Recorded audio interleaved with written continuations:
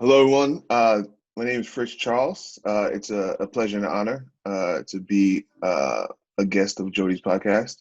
Um, wh- what do I do? I'm in the mobile app business.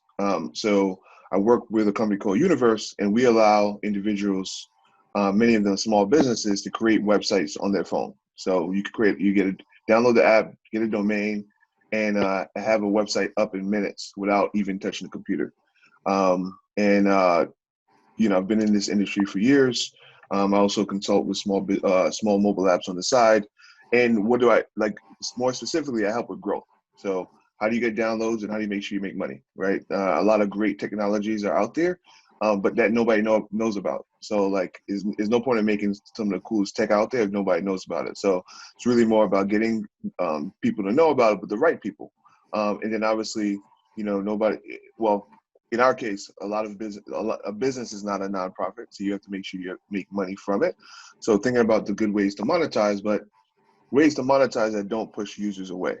So that's kind of what I do at Universe. That's what I help clients with in consulting, and that's what I've done my whole career.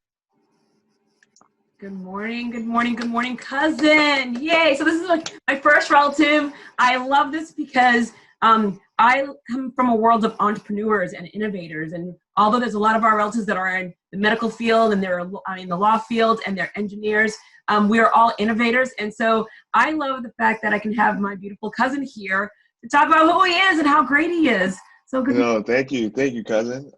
It's an honor and a privilege. And you know what? I mean, obviously we have a lot of rock stars in our family, but honestly, business and innovation and entrepreneurship is not a thing that our parents' generation did, and even our generation. And so you have been a trailblazer in the family when it comes to that. And so I've kind of been honored to follow your footsteps and been inspired by you. And then some of our younger cousins are starting to get into it. So we're a little bit of on the edges in our family, but we're making it more mainstream. And so thanks to Jodi, who's been the first one to kind of do that, I've been able to kind of help support in that mission.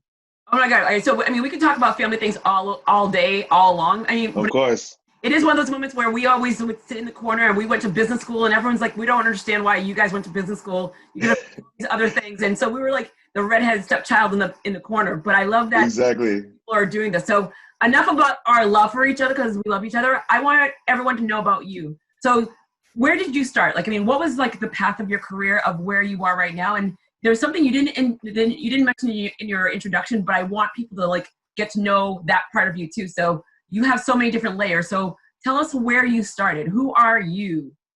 Yeah, that's a great point. So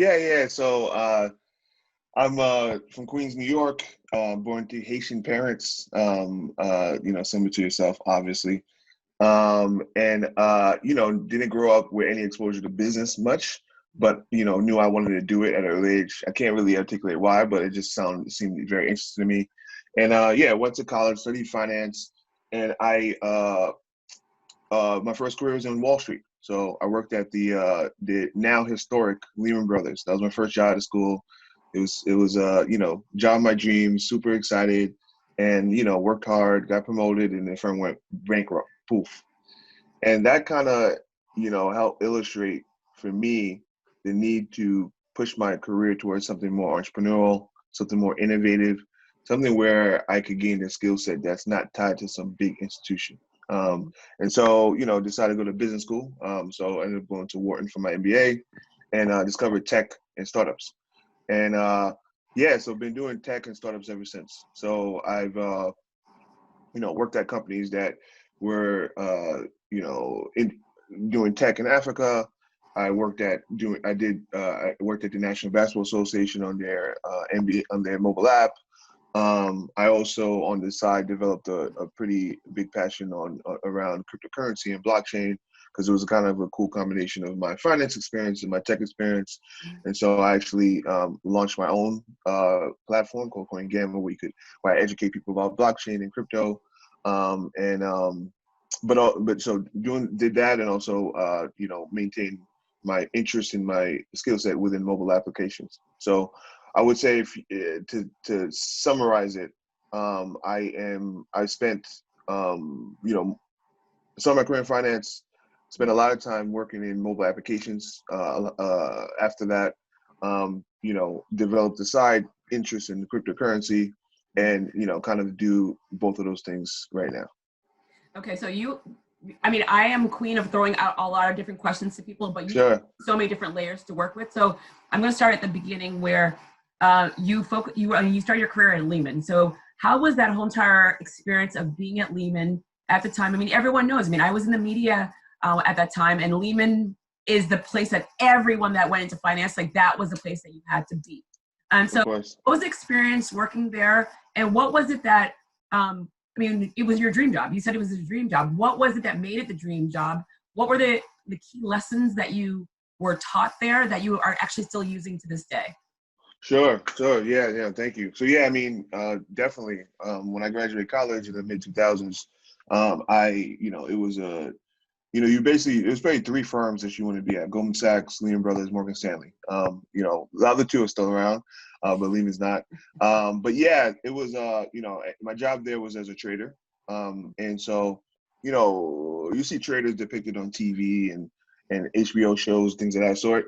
Most of it is sensationalized, but there's a level of it that is true. It's an intense job where you have to process a lot of information on the fly, make decisions that are fast. I was age 22 when I was doing transactions that were like in the billions of dollars. Obviously that was no correlation to my salary, which was much lower, but it was still awesome to kind of be in control of that at such a young age.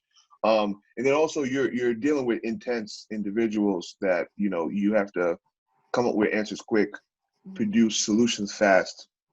And you're around people that, are from the most illustrious backgrounds, right? As somebody that grew up in Queens, New York, and, obviously being of African-American kid, or, Haitian American kid, however you want to call me, just like we didn't have exposure to that kind of corporate America, that intensity. I went to a public institution in college. So that was kind of my first world. So part of it was like a skill set, but some of it was more social, understanding how to conduct myself in around people that I didn't grow up with, that I wasn't exposed to up to that point. And so that was awesome, to kind of learn how to do that. And also just like the markets are pretty interesting. I mean, the markets, there's obviously a financial component, but there's a political component, there's a geopolitical component. You have to care about the weather because hurricanes could affect the market. Like, it's such a wide if you are involved in financial markets, there's such a wide span of things that you have to get into. And I always thought of myself as a polymath, and I still do. And it's a perfect industry for a polymath. So I would say those are the main things that I gained from it, both professionally, intellectually, and personally. So now that were you seeing the writing on the wall, or at this point you had spent, how many years were you at Lehman? So I was there for 2.5 years. Okay, so you're there for 2.5 years. Are you now making the decision, or what was that decision where it was time to go for your MBA program? Was it something that you saw where I'm meeting a lot of these individuals, I see if I get that degree, I can get to a higher level? Or did you see the writing on the wall where Lehman was just starting to find its way out the door pretty much? Yeah, so it's a combination of both. So like I said, I went to a public institution. I growing up, I never was around people that went to like Harvard, Wharton, Amherst, and all these, quote unquote fancy schools. Yeah. And that was the place where I did that. And what I realized is that these individuals were not smarter than me, and their education probably wasn't better, but their social circles were different and their connections were. And so part of school, for better or for worse, is actually the network that you're getting from it. And I didn't have it. So I kind of realized that pretty early on, but that was enough to push me. I think over time, I realized, the economic crisis starting to ensue. And then what was happening was I saw what was happening to some of the older individuals that were kind of doing this industry for years. And to them, like, if they couldn't do this job, they couldn't eat. Like, they just were only able to do one thing.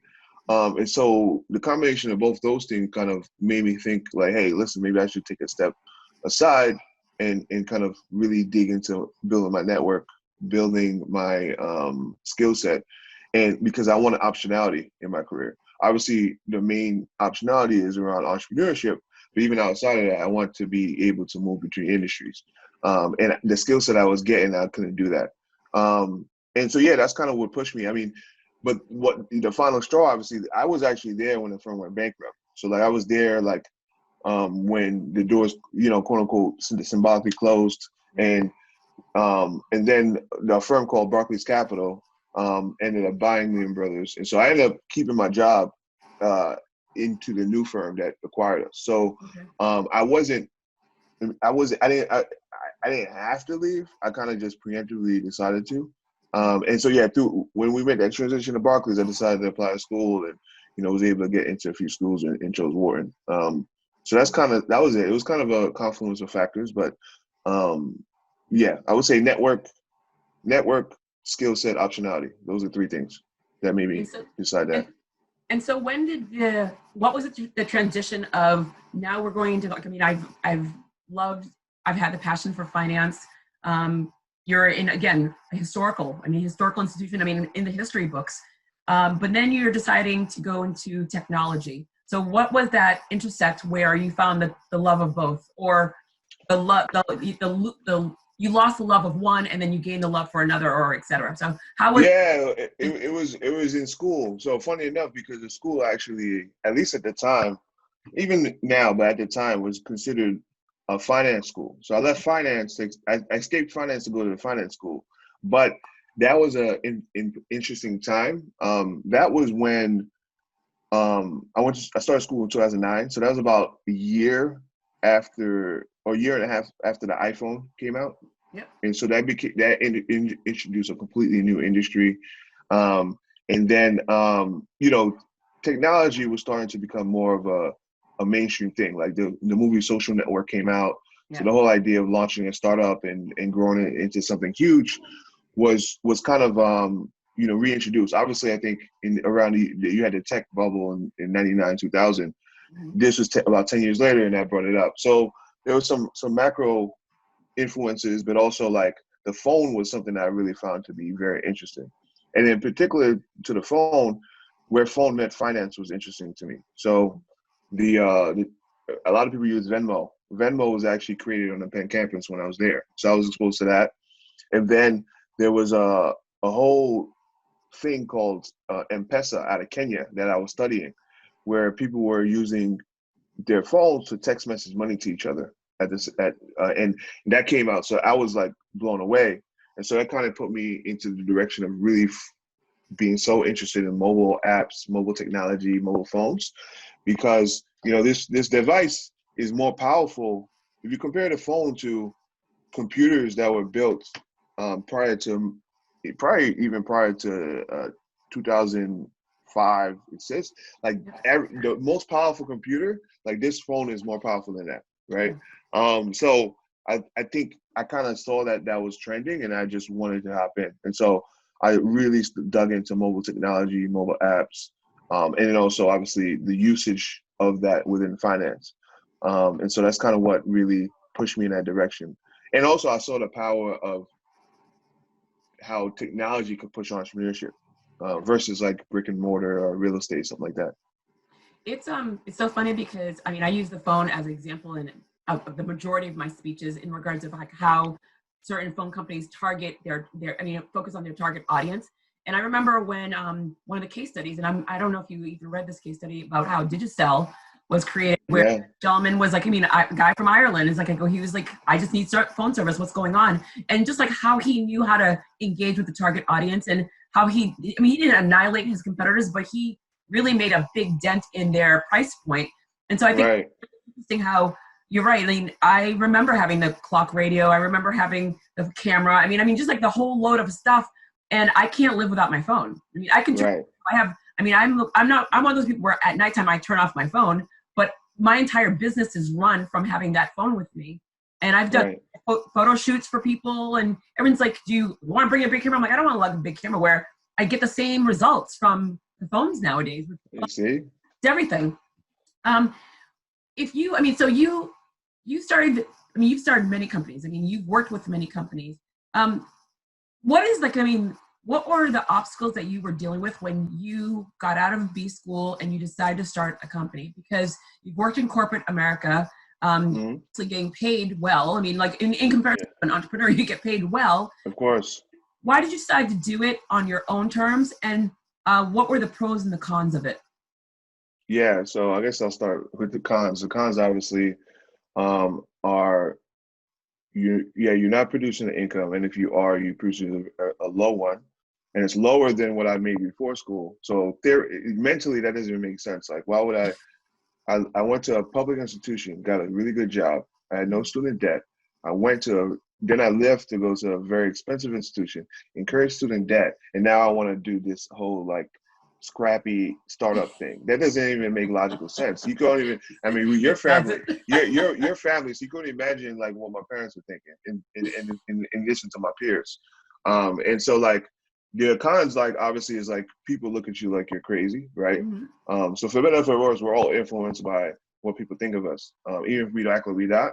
So like people looking at you like, people hear you, oh, you graduate school, like, what are you doing next? Like, we expect you to get a job at the biggest place, and you just say, no, And I'm doing also, this and that. also because people are like, they're like, you're so smart. Why are you doing this? Like, you can get a job anywhere. Exactly. So so my personal finance obviously gets, a hit. And then like it's a very lonely path, right? Because you're just kind of trying to figure out things yourself. And also I just didn't really, especially looking back, like I really didn't know much. So I was just kind of like flailing my arms, reading as much as I can, trying to apply it. But the breadth of what I needed to learn was just so vast. So I guess those are negative things. Positive things is that if you're a self-motivated individual and an independent learner, like you could climb these things fast, and even if things don't really work out, you get so much experience from the repetition of it.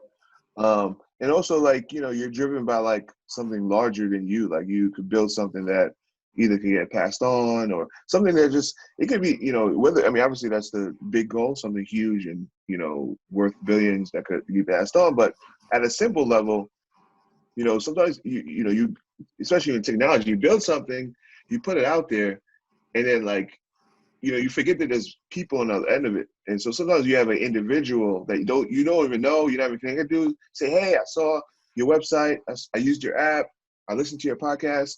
Like that feeling is like, it's hard to, it's not, you can't even monetize that feeling. Like it's like, and I think there's only a certain type of individual that could really understand that and really appreciate that.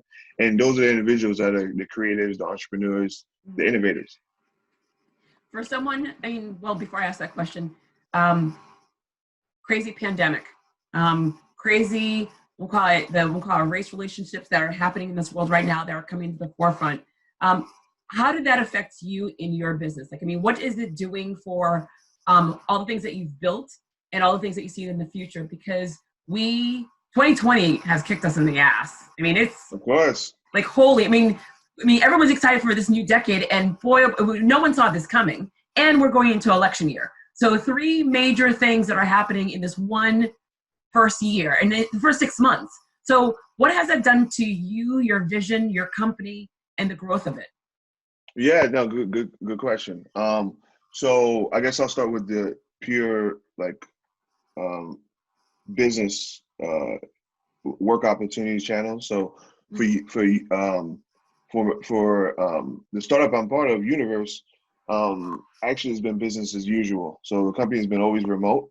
It's a mobile app that allows people to create their own platforms, their own businesses, and because people are at home, more people are deciding to work on projects and check things out.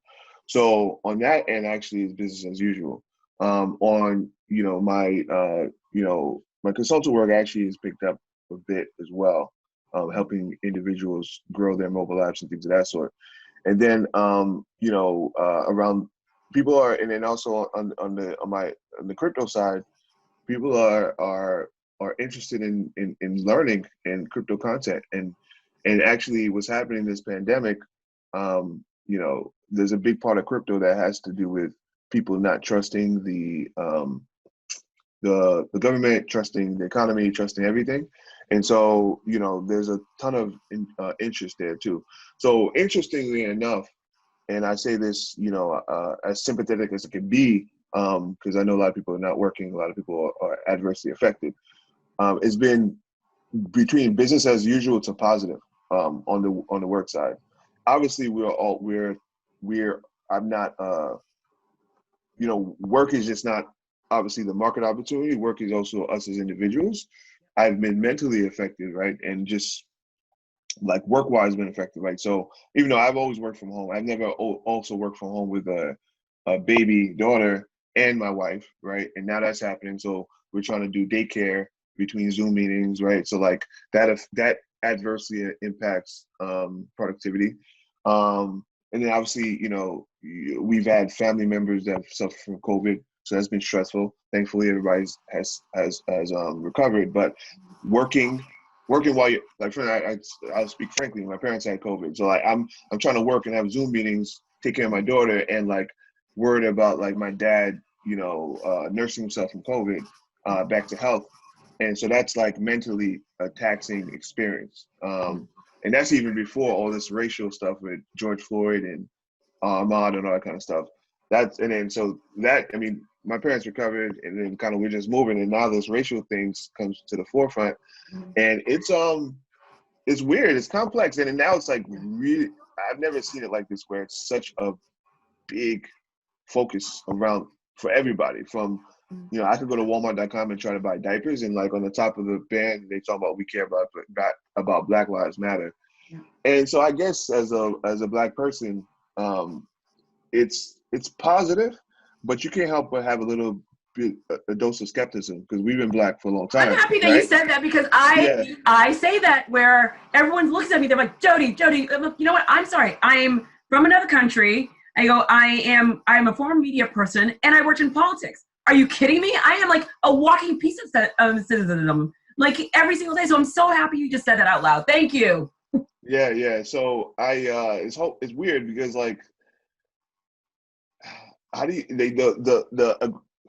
things happen in like 4 days. Like you had like protests and like on the weekend, and then by Thursday, like you had companies saying, "Oh, we're gonna do $100 million fund for Black female entrepreneurs. We're gonna fund this." And Jemima's being removed as an icon. Like it's touching all. And as a Black person, it's just kind of weird. And I guess people that are allies or whatever, they look at this like, "Oh, aren't you happy?" And it's like, I guess, but it's a little bit too weird, too fast, and we've been living in this space where we had to conduct ourselves in this environment or hierarchy, and we don't know what's going on. But what I would say is this, and to the more positive side, I said, even if 10 to 15% of what everybody's talking about actually happens, it's going to be positive for Black folks and people of color. So I think that's how I'm going to look at it, and where I could play a part, I do, and so that's it. How do you see, again, with both topics, both pandemics, how do you see the world of technology advancing? I mean, yeah. So a lot of, I'm so sorry. I'm going to put a little caveat on that. A lot of older individuals that are not tech savvy, especially professors at universities. I mean, you went to Wooten, where there's like professors that have been there forever, and people go to school because of that professor, but this learning online was not what they signed up for. So how does technology, how does the pandemic of like, what does it look like in the fall? And also how does all the equity, how does it all play into the world of technology and finance? Wow, that's a great question. There's a lot of so many layers, and I'll try to be as concise as I can be. I mean, the first thing you mentioned was education. Obviously, yes. People do not pay $75,000 a year to Harvard to be at their home looking at a screen, because a lot of those classes are free on YouTube, to be honest, right? You're there to kind of connect with professors, be on campus, be part of that vibrant environment. And so I do think that there's going to be a lot of downward pressure on education costs. I do think that the most elite schools will be okay. I think the middle tier schools that charge like they're elite are going to get hurt quite a bit, because people that are more price conscious are going to realize, what am I paying for? What am I doing? Right. So I think overall that's a good thing, because education it's the same textbook, same stuff, right? What's the point of increasing the cost that like they have? So, and putting people in like incredible debt. So I think I like that change. I think technology is going to change cities. So you had to live in San Francisco, New York, LA, Boston, Chicago, right, for the top jobs. But now I can work this job from home. So like, why can't I work for Goldman Sachs and live in Louisville, Kentucky, right? Or live in Tennessee, right? And work at, NBC, right? So I think it's going to be incredible. I think it's going to spread, people are going to spread out throughout the country, which I think is a positive too, because it's going to make the whole, I think the places that are underdeveloped will become more developed as people move there. I think the places that are overpacked, like San Francisco, New York, should become a little bit cheaper. And then I think, so that's going to have an impact.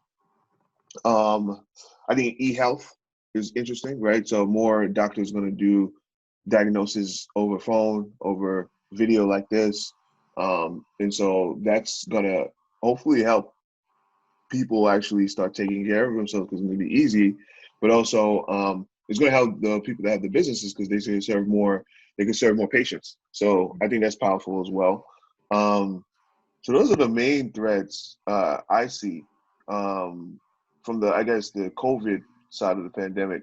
From the racial side of the pandemic, yeah, I mean, I think, like we already said, I think that we question how much of this is real.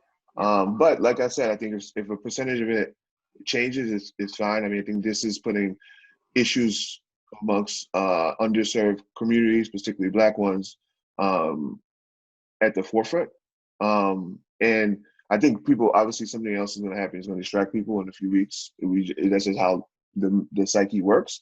But in this moment, it's putting things in the forefront. So companies are trying to interview more Black people. Schools are realizing how education system may, discriminate against a certain group of individuals.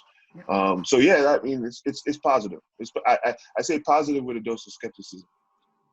And I live my days that way, and it's okay. I mean, I'd rather, for me, I mean, it's been very, very overwhelming. I mean, I'm 51 years old. I mean, I have seen so many different things. I've lived in other countries. I've lived north, south, east, west of the country. So I've seen many, many things. And mind you, I walk away. I mean, everyone that knows me or anyone that's like watching me, I'm a happy-go-lucky person.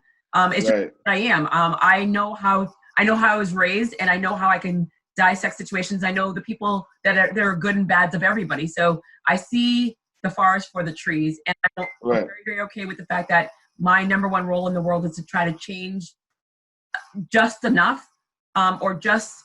I mean, my job is just to change just a little people, like educate as much as I possibly can. And I'm happy with that. I am very happy with the people that I surround myself with, including my beautiful cousins and my relatives. So I'm very happy. Yeah, all right. So wait, we didn't talk about cryptocurrency. So let's talk about how you get involved in that, because you definitely went from you transitioned from the finance, you went into the technology. These two merged together. Tell us how you got into cryptocurrency, knowing that so many people are like, what is this? I have no idea what this means. Is it monopoly money? How does it work? Right. You're seeing the highs, you're seeing the lows, you're seeing people making money, or is it real money? What is it for the novice? And how do you see it evolving in the future? Because even where you're going to restaurants where like, no one's touching money anymore, where it has to be via credit card. I mean, what is this going to do with all that's going on?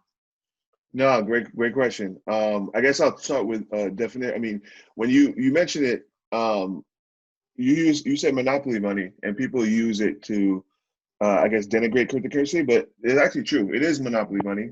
It is similar to Chuck E. Cheese, where you have a currency. You go to Chuck E. Cheese and you have a currency that you can use to play games within that environment. Or you go to Six Flags and you have a coin that you can use to play to ride rides and all kind of stuff. It is. We do have examples within closed environments where the people have created their own currency, and then that's accepted, right? But Chuck E. Cheese currency is not accepted at Pizza Hut, right? So like outside of Chuck E. Cheese, it's worthless, right? Yep. But but within Chuck E. Cheese, it matters, right? So the way I see it is like within the crypto world and amongst the people that accept it, Bitcoin matters and its competitors matters because there are something that people accept as exchange of value, right? And the value of it is correlated with as many people that accept it as value, right? And so it is something, right? But it's only something based on how big the community gets. And what we've seen is that the Bitcoin community has grown, and the people that are willing to take the Bitcoin digital currency, which is it's digital money. It's almost like a PayPal or Venmo, but you don't have banks involved, right? You're able to move money around, but the banks are not at the end of it. Whereas a bank is part of your Venmo or your PayPal relationship. And so it's money that was kind of created technologically, basically out of the air. But because it's code based, it's limited. There's a limit to how much there is. So there's a scarcity. And then there's a group of individuals that decided that globally that there's value here. And that's why the prices have gone up. Now the question is, will it stay up and will it ever lose its value? It's all dependent on how the community's deciding whether it does or doesn't. And as more and more people decide that it has value, then there's more things you could do with it. That being said, I think the space expected to this point where you would be able to use it, like in the real world, like go buy coffee with it and stuff like that, that has not happened. So it has more speculation than actual money attributes. So it's almost like a digital gold, if you will, right? I mean, you have a beautiful necklace right there that's gold. Why did you decide to make it gold instead of platinum or silver or bronze, right? There's a certain perception that you were raised with that the world shares that gold is beautiful, it signifies something. This is a digital version of that. And it may sound weird, but as the world becomes more digitized and we live digitally, you could have digital gold, right? And you can make it scarce by code. And so that's kind of the elongated explanation of it, and where I think it could go and what's going to like perceive whether it's going to be valuable or not. It's really more about perceiving the sentiment of the community that engages in it and how that community grows. Why was I interested in it? What I mentioned when I was in school, I was exposed to people using phones to do mobile payments. And also as an immigrant, I was exposed to people sending money from Queens to Haiti and paying Western Union, Com, or MoneyGram and paying a lot of fees. And when I worked in technology, I would always spend time learning about the new technologies, and I came across Bitcoin. And what really jumped out at me is that this is a currency or a digital asset that could be sent across borders, and people don't have to pay fees. I could send money. My mom could send money to family members in Haiti in a moment from phone to phone, and don't even have to worry about a bank being involved, right? Obviously, that was very optimistic. We haven't reached that point yet. I do think we will. I don't know if it's going to be in the next 2, 5, or 10 years, but people will use this technology to send money across borders. It happens. It just doesn't happen in mass. And so that's kind of what really got me interested in it. And then I started getting into the rabbit hole. And there's a whole financial aspect of it where people are trading. I was a trader. So it was the first tech thing that was tradable that I was exposed to. And so that combination really got me into it. I have to say that you've done such a great job of morphing two worlds so perfectly, and it landed so well in your lap. I mean, like you've done such a great job of like literally like going with the flow of how things are not transitioning. That's the word that I'm looking for. Basically, how evolving. I mean, how the financial world and technology world is evolving, and you've been literally right there, and you're part of history from Lehman to the way that technology is growing, the way that you grew up, in going into cryptocurrency and owning it. You have a podcast, which of course I'm going to be telling people about. And I love that everyone sees you as that person, and everyone from all over the world is engaging with you, and you're being asked to speak in different locations all about cryptocurrency, because you started at the beginning and you've been that in the forefront, which is amazing. Thank you. Which of course I'm always so proud of you about that, because you're my baby cousin and I love that. So thank you. if you had a this is a guy I ask a guy, I always send everyone simple questions of what I'm going to talk about, and sometimes I get to all of them and sometimes I just like hit a couple of them, but there was so much that you do that I wanted to touch upon, especially because of the right now. But sure. The last one always ends one way, and I never tell people in advance, but if you were going to have an ask, a personal and professional ask of anyone and everyone that's like listening to you right now, what would be your personal and what would be your professional ask of everyone and anyone? Thank you. That is I guess, in this day and age, I guess the professional and personal ask is probably similar. But I do think that the world, I guess I'm gonna say the personal one, and obviously this is in the background of the racial issues and things of that sort. I would say try to engage with somebody that doesn't look like you and learn where they come from. I think we live in vacuums and bubbles, and I think that's one of the biggest issues with what's causing a lot of friction that we have in this world and the lack of compassion. And so like try to, learn from somebody that doesn't look like you. And it goes both ways, right? So obviously it's not only about people that are the majorities learning from minorities, but a minority learning from the majority, and their background can understand, there could be a back and forth there. So I'm not sure how best to do it. I don't know if there has to be some website that just randomly put people in Zoom meetings that look nothing like them in this environment, but that's one thing. Or it could be just, obviously you can't do it in the street because you have to be 6 feet away, but it might be, you could do it. There's digital ways to do it. And so I don't know what that transpires to, but with minimal effort, I think people could do it. So that's probably my personal ask. And then my professional ask is somewhat similar, I think, is if you are in the position, if you are, either in the beginning of your career or advanced, this is more so for people that are advanced, try to teach the skills that you accumulated, or at least some of them, to somebody that's younger and doesn't look like you. And so this one's probably more specific. I ask of people that are more majority into, because I'm obviously the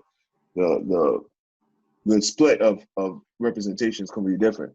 But it also goes for people like us, right? We, like, for instance, for me, I would say personally that, I try my best to reach back, but I'm so focused on the forward and moving up. I haven't done a good job of teaching even younger people in our family to younger people that come from my neighborhood, or younger people that come from my parents' homeland, Haiti, you name it. I haven't done. I could do more there, right? Yeah. So I guess mentorship. I could have just used that word.